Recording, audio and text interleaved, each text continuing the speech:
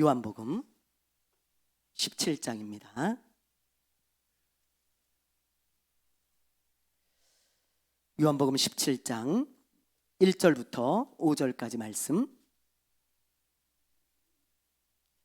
1절부터 5절까지입니다. 176페이지. 벌써 요한복음도 우리가 다 이제 강의를 해갑니다. 벌써 17장이네요. 자, 1절부터 우리 함께 교독합니다. 예수께서 이 말씀을 하시고 눈을 들어 하늘을 우러러 이르시되 아버지여 때가 이르렀사오니 아들을 영화롭게 하사 아들로 아버지를 영화롭게 하게 하옵소서.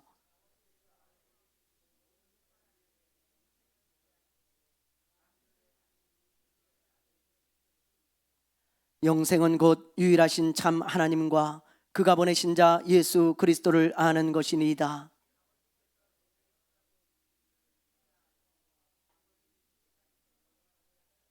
같이 합니다. 아버지여 창세전에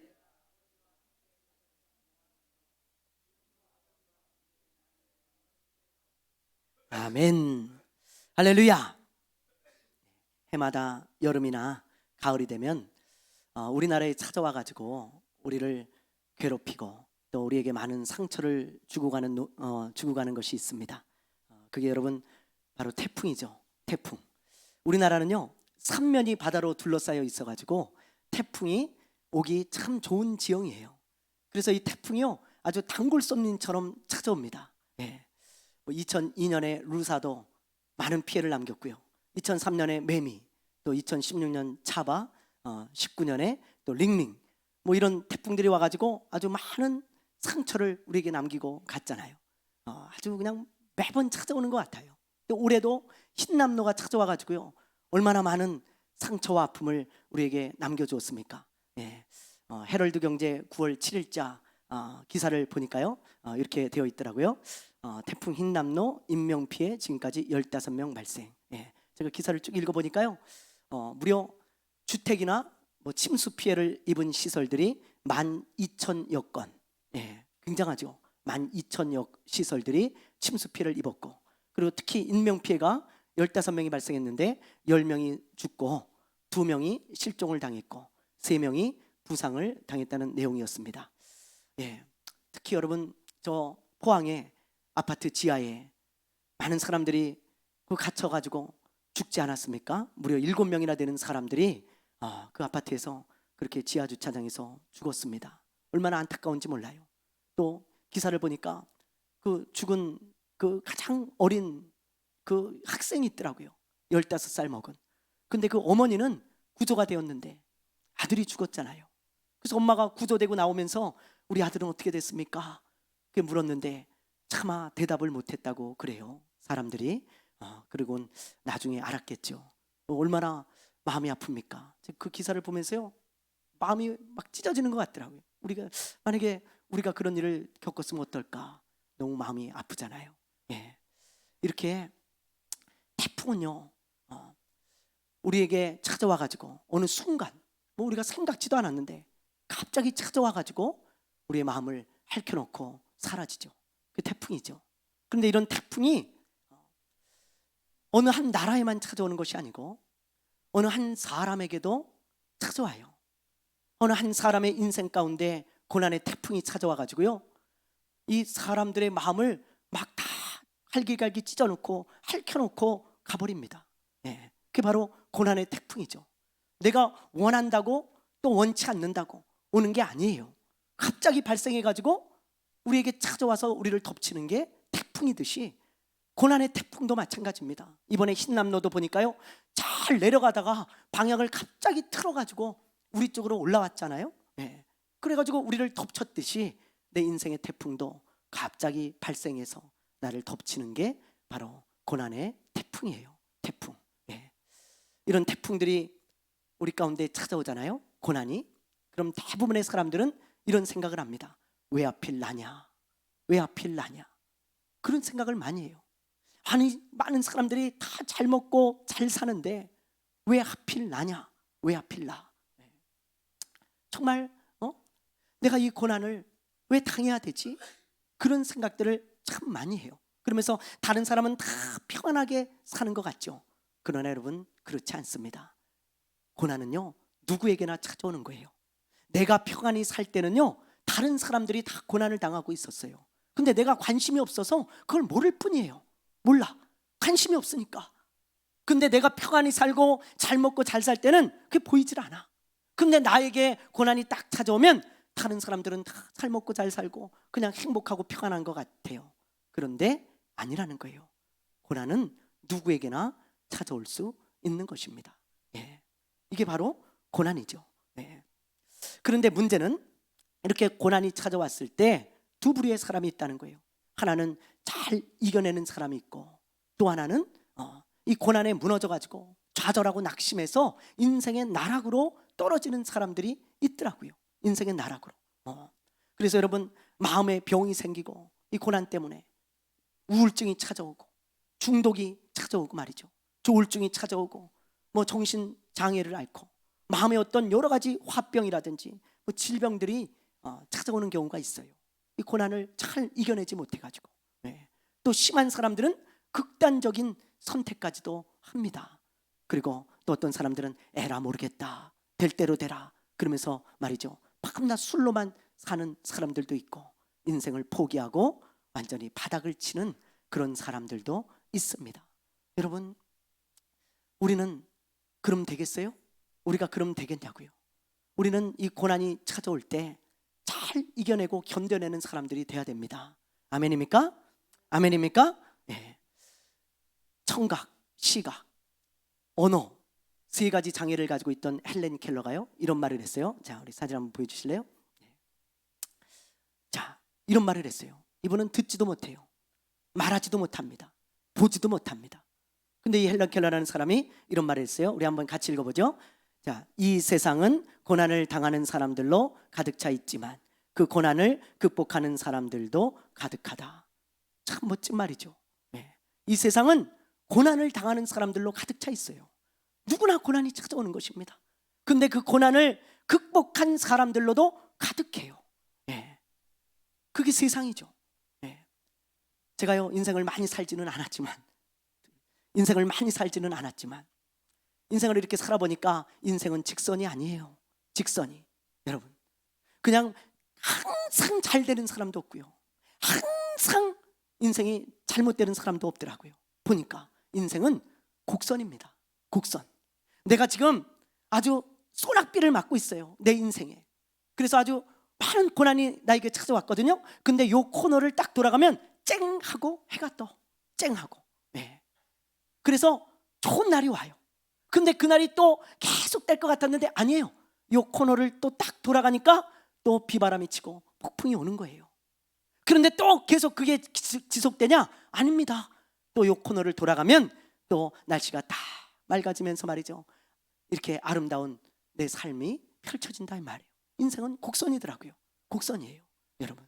그래서 우리에게 이런 고난이 찾아올 때 우리가 고난을 잘 극복하고 이겨내는 사람들이 돼야 돼요. 고난 앞에 무너져가지고 인생을 포기하면 안 됩니다. 또 나락으로 떨어지면 안 됩니다. 신앙도 버리면 안 되고요, 또 예수님을 떠나서도 안 되고. 여러분, 잘 이겨내고 견뎌내야 돼요. 근데 그러려면 고난을 보는 관점이 좀 우리가 달라져야 돼요. 고난을 보는 관점. 고난을 보는 관점이 달라지지 않으면 우리가 고난을 견디고 이겨낼 수가 없습니다. 힘들어요. 그래서 오늘은 고난을 보는 좀 관점을 우리가 좀 바꿔보려 그래요. 여러분, 우리에게 고난이 찾아올 때 우리는 고난을 보는 관점을 어떻게 바꿔야 할까요? 고난을 보는 관점이 어떻게 달라져야 할까요? 오늘 말씀을 통해 살펴보겠습니다. 오늘 말씀에 보면요, 예수님께서 고별 설교를 하시고 그리고 마지막 기도를 하시잖아요. 예수님은 이 기도를 하시고 이제 십자가에 죽으십니다. 붙잡혀가지고 마지막 기도예요. 예수님이 제자들에게 마지막 말씀을 전하셨듯이 우리가 볼 요한복음 17장은 예수님의 마지막 기도입니다. 이 기도를 하시고 돌아가세요. 그래서 1절에 보면 이런 기도를 하시잖아요. 자, 우리 1절을 한번 보죠. 자, 1절을 보면 이런 말씀이 있죠. 예수께서 이 말씀을 하시고 눈을 들어 하늘을 우러러서 이르시되 아버지여 때가 이르렀사오니. 이 때가 무슨 때일까요? 무슨 때예요? 예, 맞습니다. 십자가를 지시는 때예요. 이제 죽으시는 때가 이제 왔다 이 말이에요. 예수님이 그래서 이 기도를 아버지께 올려 드리는 것입니다. 그런데 여러분, 예수님이 십자가를 지실 때가 왔는데 여러분 한번 생각해 보세요. 예수님이 십자가에서 죽어야 될 이유가 있습니까? 죽으셔야 될 죄가 있어요? 예수님이 채찍에 맞으시고, 예수님이 가시면류관을 쓰시고, 예수님이 따귀를 맞으시고, 예수님이 모욕을 당하고, 예수님이 십자가에서 죽어야 될 만한 그런 이유가 단 하나라도 있냐 이 말이에요. 있어요? 없습니다. 그분은 아무런 잘못이 없고요, 아무런 죄가 없는 분이고요, 아무런 악도 없는 분이세요. 그래서 십자가는 예수님의 입장에서 볼 때는요, 아무 이유 없이 찾아오는 고난이에요. 고난. 예수님의 입장에서 생각해 보세요. 아무 이유 없이 그냥 그저 다 당해야 되는 그런 고난이 십자가였다 이 말입니다. 그래서 마태복음에 보면 예수님이 이런 기도를 하세요. 자, 우리 한번 볼까요? 마태복음 26절입니다. 26장 39절 읽어봅니다. 시작.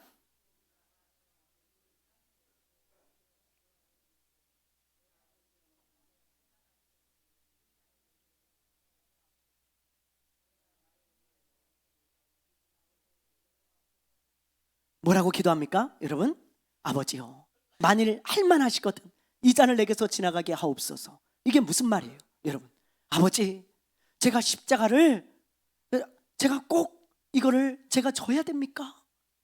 아버지, 할 수만 있다면 지나가게 해주십시오. 왜요? 예수님의 입장에서 볼 때는 이거는 그냥 예수님이 다 당하는 고난일 뿐이에요. 고난일 뿐이에요. 당해야 될 이유가 없는데 이 십자가의 잔을 마셔야 된다 이 말이에요, 예수님 입장에선. 그래서 아버지, 하실 수 있다면 이거 좀 지나가게 하시면 안 되겠습니까? 그렇게 기도하신 거죠. 그런데 이내 이렇게 기도하시죠. 그러나 아버지, 내 뜻대로 하지 마시고 아버지 뜻대로 해주십시오. 그게 무슨 말이에요? 아버지가 원하시면 제가 이 십자가의 잔을, 이 고난의 잔을 마시겠습니다, 지겠습니다, 그런 말씀이신 거죠. 그리고 예수님은 십자가를 지시지 않습니까? 예. 제자들과 나눈 대화를 봐도 예수님은 이 십자가가 자신에게 찾아온 고난이라고 바라봤다는 것을 우리가 알 수 있어요. 자, 우리 한번 보죠. 마태복음 20장 20절에서 22절을 보세요. 자, 읽어봅니다. 시작. 그때에 세베대의 아들 어머니가 그 아들들을 데리고 예수께 와서 절하며 무엇을 구하니 예수께서 이르시되 무엇을 원하느냐 이르되 나의 이 두 아들을 주의 나라에서 하나는 주의 우편에 하나는 주의 좌편에 앉게 명하소서. 자, 큰 소리로 시작.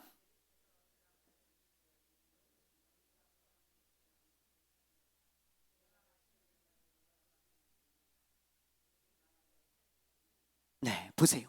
예수님 지금 뭐라 그러세요? 예? 예수님의 나라에서 우리 두 아들을, 야고보와 요한을 말하죠. 두 아들을 예수님의 좌우편에 앉게 해주세요. 그러니까 예수님이 말씀하시기를 네가 구하는 것을 알지 못한다 그러면서 그 자리에 앉으려면, 누구에게 주어지는 것은 하나님의 뜻이지만 그 자리에 앉으려면 나와 같은 고난을 받아야 돼, 그렇게 얘기하시잖아요. 지금 내가 마시는 이 고난의 잔을 네가 마실 수 있겠냐? No cross, no 크라운이에요. 고난 없이는 영광도 없다. 예수님이 지금 그 말씀하시잖아요. 예수님은요, 여기서 말하는 내가 마시려는 잔, 이것은 아무 이유도 없는데 예수님이 당해야 되는 그 엄청난 십자가, 그 고난을 말씀하시는 것입니다. 예, 그게 바로 예수님이 말씀하신 고난의 잔이에요. 이처럼 십자가는 예수님의 입장에서 볼 때는요, 정말 아주 처절한 고난이었어요. 예수님은 아무 이유 없이 당하는 그저 엄청난 고난입니다. 그래서 예수님은 그 십자가 앞에서 말이죠, 낙심할 수도 있고 좌절할 수도 있고 그 십자가가 버거울 수도 있고 굉장히 괴롭고 힘들 수도 있어요. 그런데 예수님은 그 십자가를 그렇게 생각하지 않습니다. 자, 우리 한번 보세요. 오늘 말씀 1절을 보세요. 1절. 자, 다시 한번 읽어보겠습니다. 시작.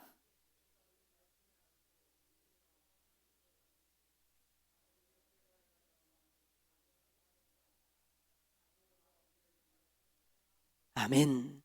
여러분, 오늘 말씀이 굉장히 중요한 말씀이에요. 여러분의 영혼에 아주 큰 유익이 될 것입니다. 잘 보세요. 예수께서 지금 뭐라고 하시나?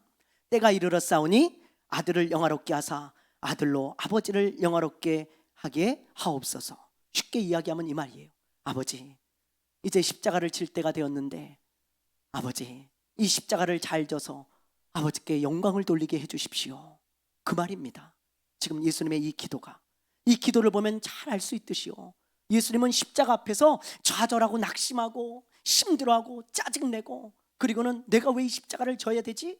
그러면서 나락으로 떨어지지 않고요, 이 십자가 앞에 선 예수님의 기도를 보면 이 십자가를 이겨내고 견뎌야겠다는 의지와 각오와 열정을 볼 수 있죠. 아버지, 내가 이 십자가를 잘 져서 아버지께 영광을 돌리게 해달라고. 이 엄청난 고난, 여러분, 이 십자가의 고난은요, 인간의 상상을 초월하는 거예요. 상상을. 그래서 그 당시에 십자가를 진다, 이것은 아주 저주받은 사람으로 여겼습니다. 저주받은 사람. 예. 그 정도로 사람들이 벌벌 떠는 게 십자가인데, 예수님은 이 십자가 앞에 서서 낙심하고 좌절하고 뭐 그러지 않고 이 십자가를 잘 지겠다는, 이겨내겠다는 이 각오와 열정을 가지고 우리 하나님 앞에 기도하는 것을 보게 되어집니다. 그렇다면 예수님은 어떻게 이런 마음을 가질 수 있었을까요? 어떻게 이런 마음을 가질 수 있었을까? 이 엄청난 고난 앞에서. 2절과 3절에 보면 그 이유가 나와요. 자, 우리 한번 읽어보겠습니다. 2절 3절 우리 큰 소리로 시작. 아버지께서 아들에게 주신 모든 사람에게 영생을 주게 하시려고 만민을 다스리는 권세를 아들에게 주셨음이로소이다. 영생은 곧 유일하신 하나님, 그가 보내신 자 예수 그리스도를 아는 것이니다. 여러분 보세요. 2절에 보면 아버지께서 아들에게 주신 모든 사람에게 영생을 주게 하시려고 만민을 다스리는 권세를 주셨다 그랬는데, 이 말이 무슨 말이에요? 믿는 자를 구원하기 위해서 하나님께서 나에게 십자가의 고난을 주셨다, 이 말이에요. 믿는 자를 구원하기 위해서. 그 말입니다. 그것을 지금 하나님 앞에 기도하고 있는 거예요. 예수님이 아버지여, 믿는 자를 구원하기 위해서 나에게 십자가의 고난을 주셨습니다. 그러면서 3절에 보니까 영원한 생명은 예수 그리스도를 아는 것입니다. 그러면서 기도를 하고 있죠. 여러분, 예수님은 그 십자가에 담긴, 그 고난 속에 담긴 하나님의 뜻을 알고 있습니까? 모르고 있습니까? 알고 있어요? 모르고 있어요? 알고 있잖아요. 그 십자가가 단지 예수님께 괴롭고 힘들고 어려운 것이 아니고 그 고난 속에 하나님의 뜻이 있다는 것을 예수님은 알았어요. 그 뜻이 뭐예요? 모든 믿는 자를 구원하고 영생을 주는 것입니다. 그게 십자가 안에 담겨 있는 거예요, 여러분. 그래서 예수님은 그 고난 속에 담긴 하나님의 뜻을 알았기 때문에 예수님은 그 십자가 앞에서 좌절하고 낙심하지 않고 그 십자가를 견디고 이겨낼 수 있었던 거예요. 우리도 마찬가지입니다. 여러분, 우리에게 찾아오는 이 고난을 이기려면 반드시 이걸 기억하세요. 고난 속에 하나님의 뜻이 들어 있습니다. 여러분, 고난 속에 뭐가 있다고요? 뭐가 있다고요? 고난 속에 하나님의 뜻이 들어 있어요. 하나님의 뜻이. 믿는 자들의 고난 속에는요, 하나님의 계획과 섭리가 있다는 걸 알아야 돼요. 어떤 사람에게는요, 고난이 찾아오는 이유는 하나님을 만나게 하기 위함이에요. 어떤 사람에게는 교만을 버리게 하기 위함입니다.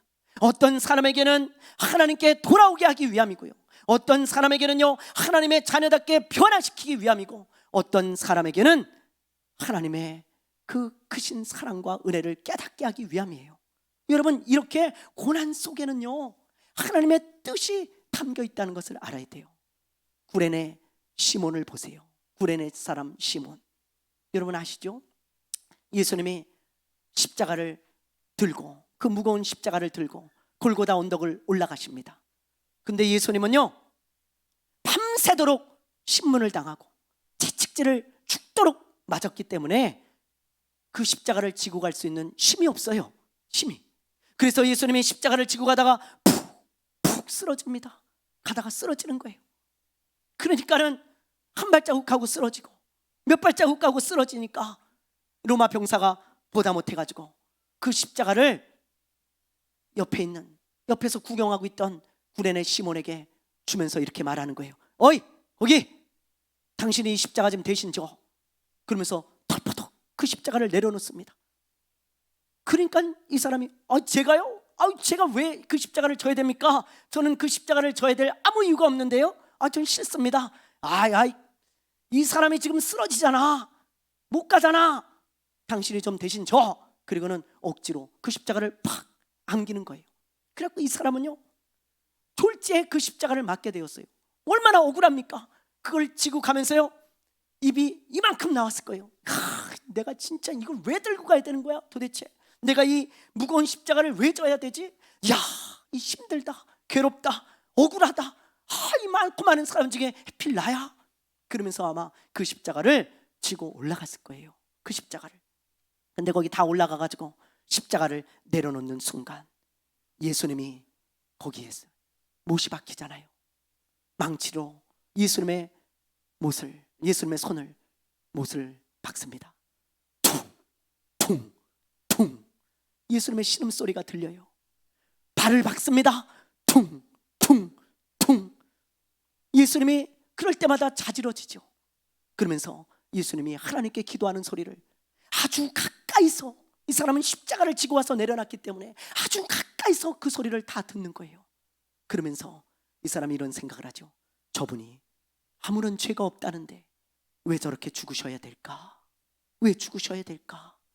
이분은, 이 구레네 시몬은요 그게 떠나가질 않는 거예요. 예수님의 그 얼굴, 예수님의 그 못자국 소리, 그 예수님의 신음소리, 예수님의 그 절규, 하나님을 향한 외침, 예수님의 그 보혈, 그걸 아주 가까이서, 가장 가까이서 본 사람이 구레네 시몬이에요. 시몬, 평생 잊혀지지가 않아. 집에 가도 뭘 먹어도 잠을 자도 왜 그럴까? 왜 그랬을까? 그러다가 이분이 예수를 믿게 되어지죠. 예수를. 근데 이 사람만 믿게 되었을까요? 아니에요.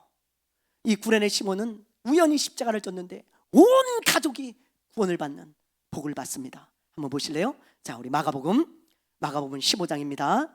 15장 우리 한번 읽어봅니다. 시작.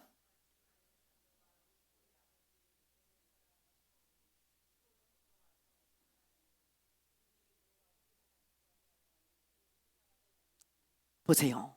여러분 여기 보면 그 구레네 시몬의 아들 2명의 이름이 나오죠. 누구예요? 알렉산더와 루포잖아요. 근데 마가가 이걸 왜 기록했을까요? 이 알렉산더와 루포가 구레네 시몬의 아들이었다는 걸 왜 기록했을까요? 여러분 왜 기록했을까? 초대교회 성도들에게 많이 알려진 사람이라 그래요. 많이 알려진 사람이라. 마치 이런 뉘앙스입니다. 알렉산더하고 루포, 그 사람이 구레네 시몬의 아들이었어, 이런 거예요. 구레네 시몬의 아들이었던 알렉산더와 루포는 초대교회 성도들이 대부분 알고 있어. 귀한 일꾼이에요. 그러니까 이 이름을 기록하면서 이 사람이 구레네 시몬의 아들이었구나, 이걸 가르쳐주고 있는 것입니다. 우리에게 이 두 아들이 구원을 받고 귀한 일꾼이 되었어요. 근데 그뿐이 아니에요. 자, 우리 로마서 16장을 한번 보죠. 로마서 16장 13절이에요. 읽어봅니다. 시작.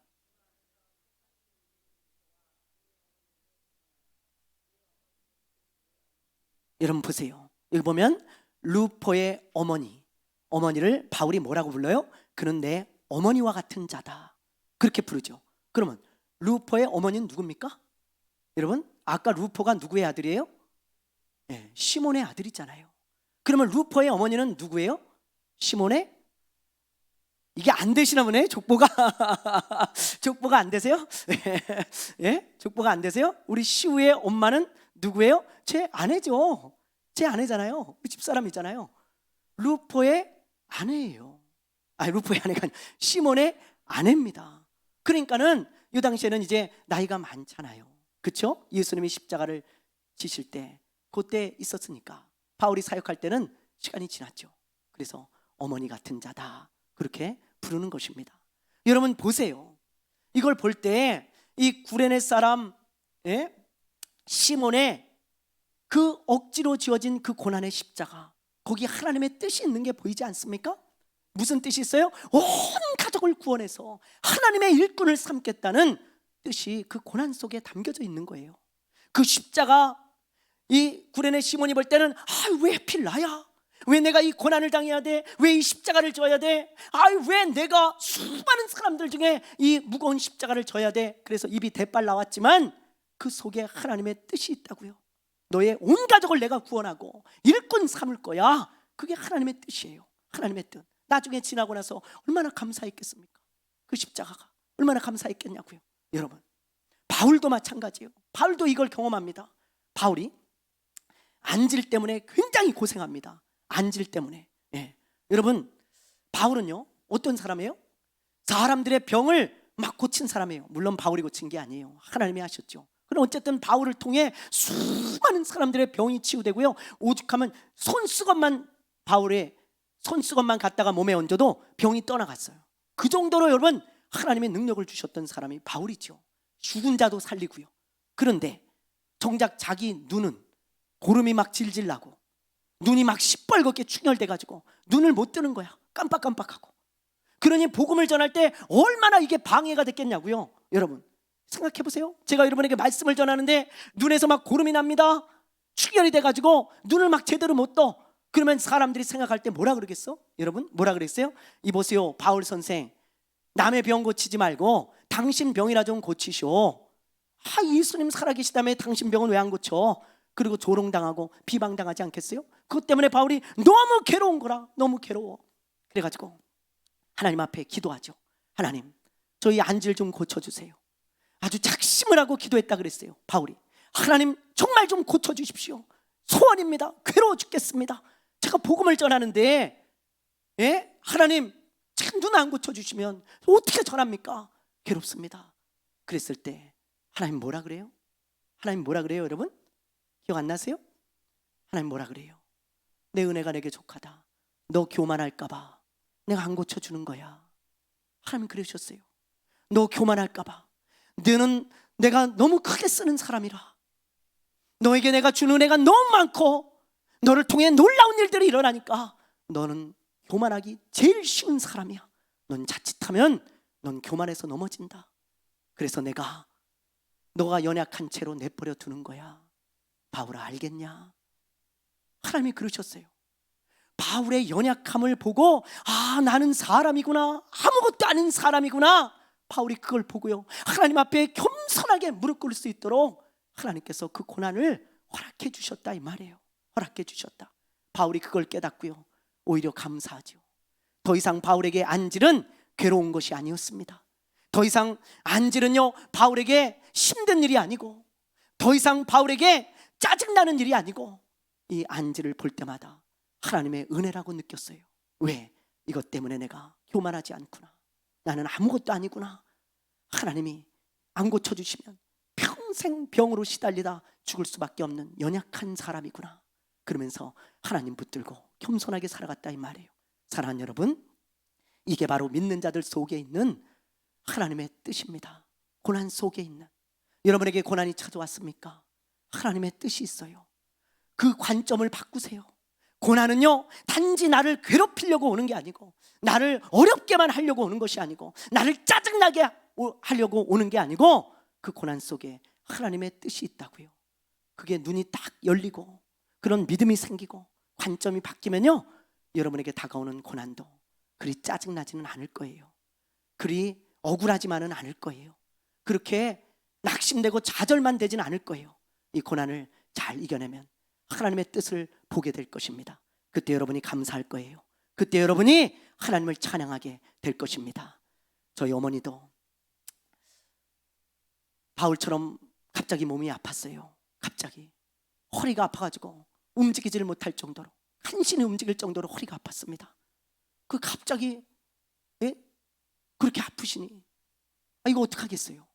약도 많이 먹어보고 병원도 가봤지만 안 돼. 이게 치료가 안 되는 거예요. 그래갖고 저희 어머니가요, 그것 때문에 얼마나 괴로웠겠어요. 일어나지도 못하고 잘 앉지도 못하고 제대로 걷지도 못하고, 그래가지고 낙심하고 젊은 나이에 벌써 이게 뭔가 그랬거든요. 그런데 그 소식을 듣고 어떤 분이 전도를 하기 시작했습니다. 그러지 말고 강근희 어머니 교회 가보자고. 교회 가면 하나님이 고쳐주실 거라고. 그러지 말고 교회 좀 가보자고. 선도해가지고요 억지로 갔어요. 교회를 허리 좀 놔보려고 교회 가면 혹시 날까 그래가지고 목사님이 안수기도 대해주고 성도들이 합심기도 대해주고 뭐 그랬나 봐요. 근데 가면서 점차 나는 거예요. 몇 주를 가니까 점차 났더니 싹 고쳐졌습니다. 할렐루야, 할렐루야. 네, 여러분 믿음이 없으신데 믿으세요. 싹 났어요, 저희 어머니가. 그래가지고요, 그때부터 저희 어머니가 교회를 다니기 시작하고 예수님을 믿었네요. 근데 그 허리 아픈 것 때문에 우리 온 가족이 다 구원을 얻었어요. 다 저같죠, 우리 형같이, 우리 어머니같이 다 가는 거예요. 다. 엄마 허리가 고쳐졌다고? 그래? 나도 한번 가볼까? 다 가봤어요. 그래갖고 구원 얻은 거 아니겠어요? 그래서 저희 어머니 허리를 볼 때마다 저는 야, 저 아픈 허리 복된 허리다, 복된 허리. 왜? 저 허리가 안 아팠으면 우리가 예수님 만났겠나. 여러분, 그 고난 속에 우리 어머니는 짜증내고 낙심하고 좌절했지만, 그러나 하나님은 그 고난을 통해 우리 온 가족을 부르셔서 일꾼 삼으신 거 아니겠어요? 일꾼 삼으신 거 하나님의 뜻이 있다고요. 지금은 그 아픈 허리가 얼마나 감사한지 몰라요. 감사한지 몰라. 우리 어머니 허리 아파서 다행이다, 그런 생각 들고요. 사랑하는 여러분, 오늘 말씀을 잘 기억하시기를 바랍니다. 고난은 누구나 찾아오는 거예요. 근데 믿는 자들의 고난 속에는 하나님의 뜻이 있다는 것을 반드시 기억하십시오. 어떤 사람은 믿음을 성장케 하기 위해서, 어떤 사람은 하나님을 만나게 하기 위해서, 어떤 사람은 교만을 깨트리기 위해, 어떤 사람은 삶을 돌이키게 하기 위해서, 어떤 사람은 하나님을 만나게 하기 위해서, 어떤 사람은 믿음을 성숙시키기 위해서 하나님은 우리에게 고난을 허락하세요. 우리는 모릅니다, 무엇 때문에 고난이 오는지. 그게 고난의 특징이에요. 나는 아무런 이유가 없어요, 당해야 될. 그런데 그 고난 속에는 반드시 하나님의 뜻이 담겨 있습니다. 하나님의 섭리가 있습니다. 그 고난을 잘 이겨내고 그 고난을 잘 견디면 여러분들은 반드시 하나님의 뜻을 발견하게 될 것입니다. 여러분 잘 이겨내시고 잘 견뎌내서 하나님을 찬양하고 하나님께 감사하는 날이 오게 되기를 주님의 이름으로 축원합니다. 축원합니다. 축원합니다. 찬양하고 기도하겠습니다.